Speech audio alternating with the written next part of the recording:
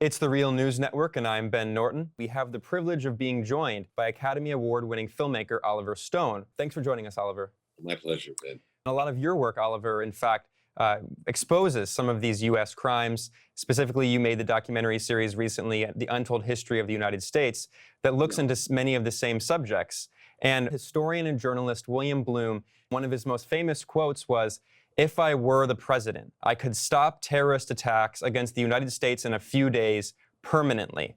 And then he also said, "I would apologize very publicly and very sincerely to all the widows and orphans, the impoverished and the tortured, and all of the many millions of other victims of American imperialism." And you're one of the only filmmakers, I think, who has a large platform, who is also committed to speaking about the victims of American imperialism. Why aren't there more filmmakers doing the kind of work you do, and how can others try to contribute to that effort?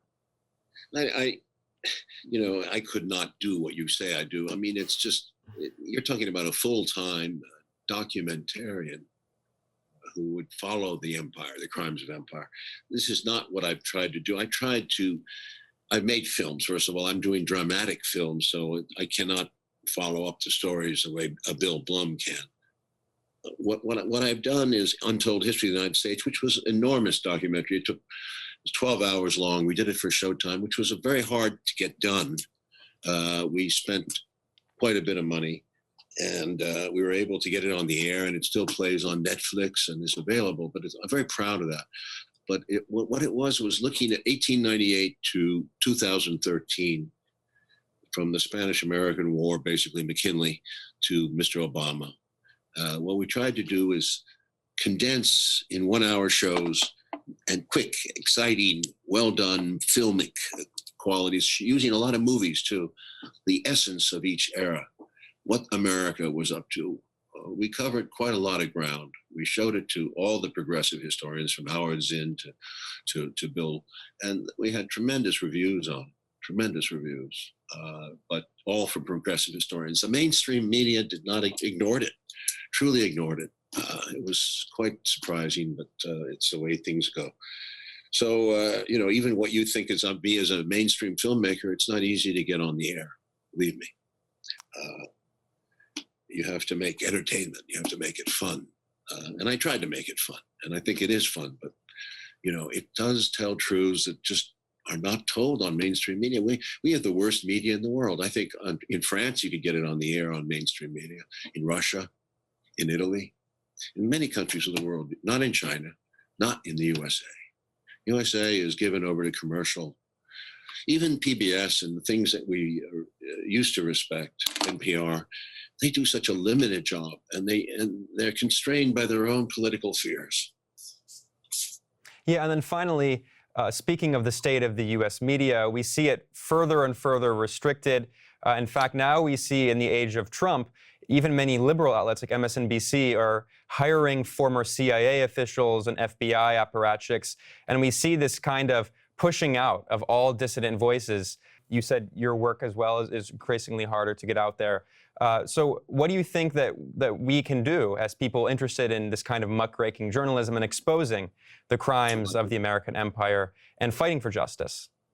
When was the last time you saw Noam Chomsky on television? I mean, there's many people who should be there and are not.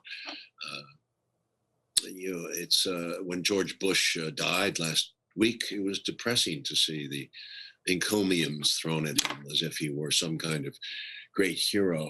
I mean, we've really gone to the right in America ever since Ronald Reagan. It's gotten worse and worse and worse. I'm quite shocked at the movement, the overall social attitude of America. I think the solution to what you say are programs like yours. There are many underground type shows that are on the internet, and I think it's crucial we stay with the internet as much as we can, although I worry about that now with the crackdown on Facebook and the crackdown by Twitter. I'm concerned about what their sense of censorship is. We need to have a broad spectrum of thought, criticism, anti-American concepts have to be broached. You have to be able to criticize your country. Otherwise, your country will go on its own sick path. It won't even consider alternative scenarios, alternative ways of thinking. Why are we into a war state? We are in a war state for how many years? And we've accepted this forever war since 2001, since Mr. Bush Jr., whatever, put us on this path of war on terror. We haven't been able to question it. This is all wrong. Is there anything that gives you hope for pushing back against the permanent war and the right-wing tilt? The fact of pushing back in itself, the resistance itself, you have to make the effort. You may not feel that it's going to be worth it, but you must make the effort. Without that effort, we have nothing. We're a nation of sheep. Well, we'll have to end it there. We were speaking with the Academy Award-winning filmmaker Oliver Stone. Thanks for joining us, Oliver. My pleasure. For the Real News Network, I'm Ben Norton.